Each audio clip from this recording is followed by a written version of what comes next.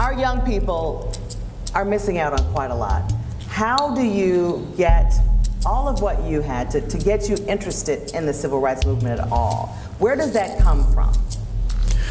Well, I was born in, I'm a northerner, North Alabama, and, up in Huntsville. And you can't grow up in the South. In fact, you can't grow up in the United States without being aware of a race problem. And when I was a boy, about, I guess, 12 years old, my father ran a little sweet shop in Huntsville. And I was coming out of the place one day, and a big burly white police officer was coming in. I was 2/3 out, but he decided I should get back, so he punched me in the belly with his nightstick and said, "Get back, nigga. Don't you see a white man coming?" And it was a dark day for me because I hadn't been accustomed to anything like that. And I got back, but I went home after that looking for my daddy's pistol. Well, I had not met Dr. King. he was hardly 3 or 4 years old at that time, hadn't committed myself to nonviolence. and very interesting, when I came out of the house with the pistol in my pocket, which surely meant I would have been killed. I didn't know what to do with it. My father met me at the door. Only 2 times in my whole childhood did I ever see him at home that time of day. It was about 3 o'clock in the afternoon.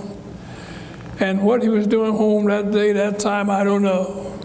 But he was there, sensed something was wrong, whipped me for getting the pistol, and carried me back in the house. And then he went to see the mayor the next day to complain about the officer. The mayor told him, said, "Lee, that's the only cracker I can find." That was his words, the only cracker I can find to be a police officer. He's one with that kind of attitude, nothing I can do about it.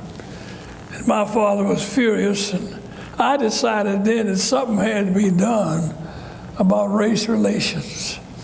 I wasn't sure what, but I knew something. And that seed was planted. It's interesting that about 20 years later, I was living in Birmingham. I was pastoring a church in Birmingham, and came home to see my mother in Huntsville, and was standing on the porch talking to her when the postman came by. And he brought the mail up on the porch and gave it to my mother, and I looked at him and he looked at me. Mother was nervous. Finally he left, and I said, "Mother."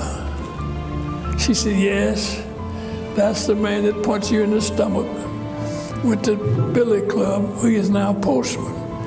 And I looked out and he was coming back. He had decided that he would introduce himself, and he did, and we had a good old-fashioned prayer meetings